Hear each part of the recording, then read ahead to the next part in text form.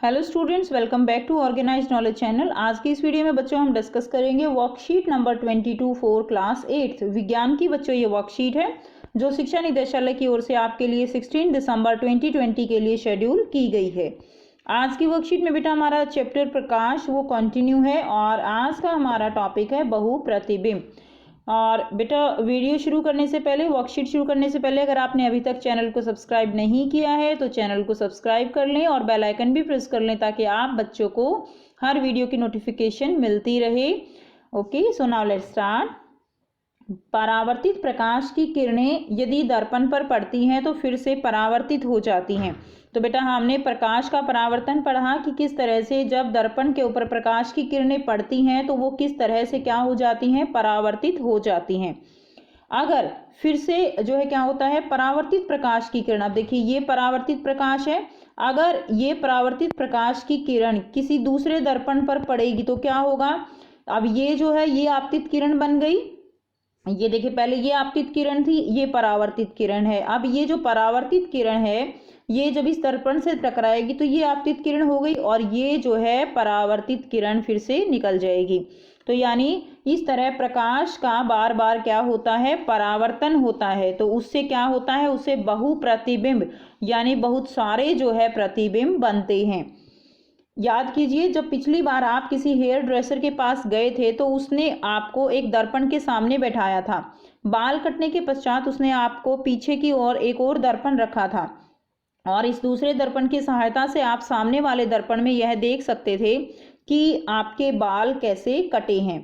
तो परावर्तित प्रकाश किरणों का पुनः किसी दर्पण की मदद से परावर्तित किया जा सकता है जिसमें एक से अधिक प्रतिबिंब बनते हैं और प्रतिबिंब की संख्या दर्पणों के बीच के कोण पर निर्भर करती है।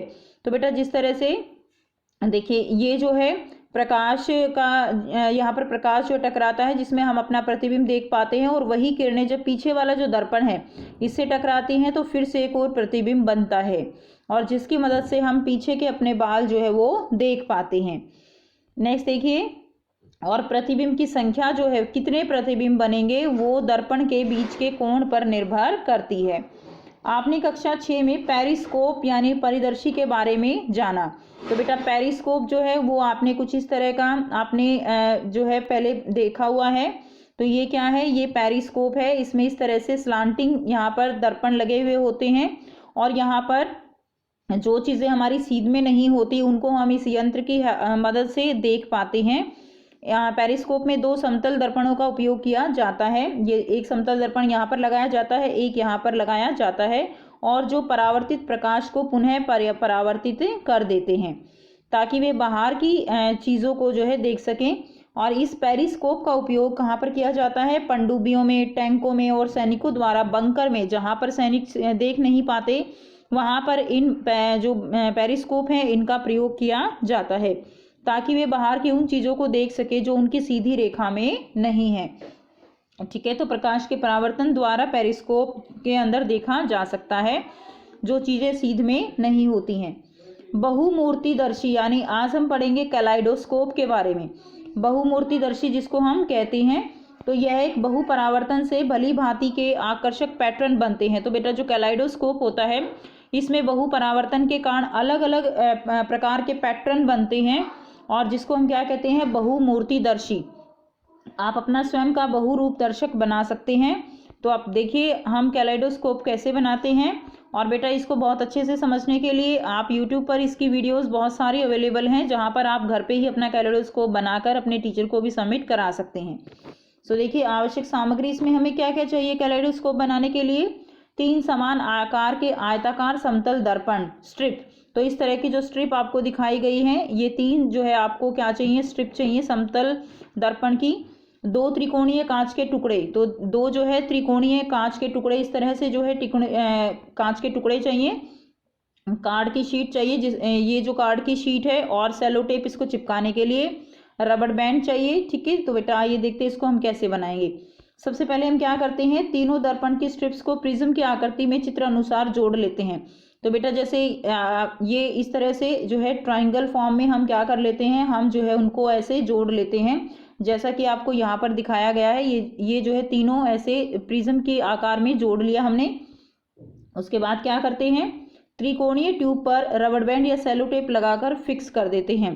तो इसको तीनों को ऐसे हम क्या कर देते हैं, फिक्स कर देते हैं पूरा जो है स्ट्रिप्स को, ये जो कांच की स्ट्रिप्स हैं। अब इसे किसी बेलनाकार ट्यूब के अंदर ठीक से डालें। अब एक बेलनाकार जो है ट्यूब बनाई गई है और इसके अंदर इसको हम डाल देते हैं।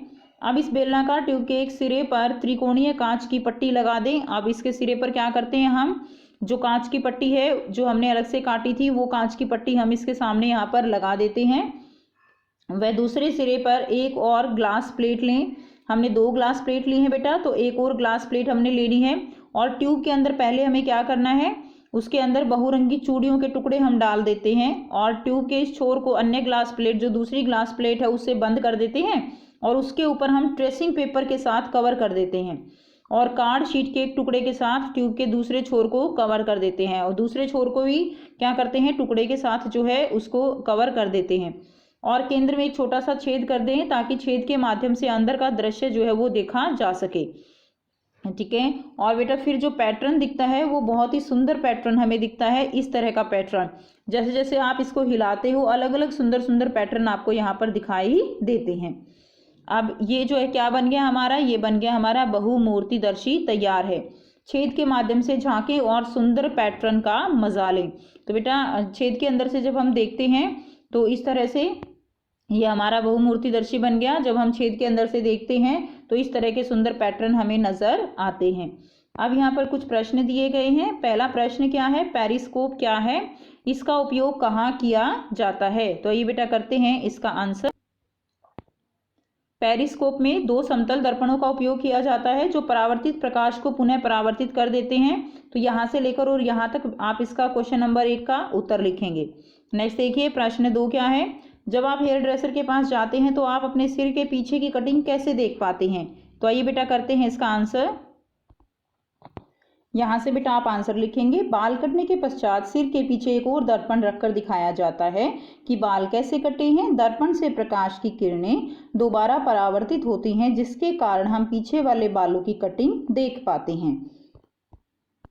नेक्स्ट करेंगे प्रश्न 3, बहुमूर्तिदर्शी बनाने की विधि का वर्णन कीजिए। तो बेटा देखिए एक जो वर्कशीट है इसमें आपको बताया ही कैलेडोस्कोप यानी बहुमूर्तिदर्शी के बारे में है। तो आपको ये कंप्लीट जो है वो लिखना होगा आवश्यक सामग्री से लेकर, क्योंकि इसमें आपको पूरी विधि जो है बतानी है। तो आवश्यक सामग्री और उसके बाद जितने भी ये जो है पॉइंट्स दिए गए हैं तो ये जो है सारे आपको लिखने पड़ेंगे। यहाँ तक आप इसका आंसर लिखेंगे क्वेश्चन नंबर 3 का।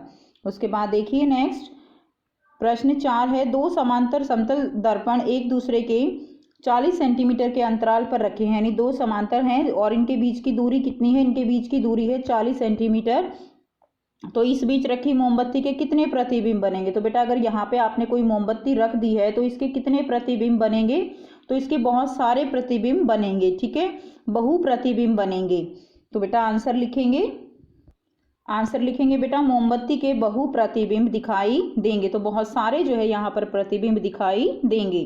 तो ये थी बच्चों आपकी आज की बेटा साइंस की वर्कशीट। आई होप बेटा आपको ये वर्कशीट क्लियर है। कोई भी डाउट है तो कमेंट सेक्शन में कमेंट करके पूछ सकते हो। वीडियो अच्छी लगी तो लाइक शेयर जरूर कर लीजिए, चैनल को सब्सक्राइब भी कर लीजिए। And thanks for watching, have a nice day.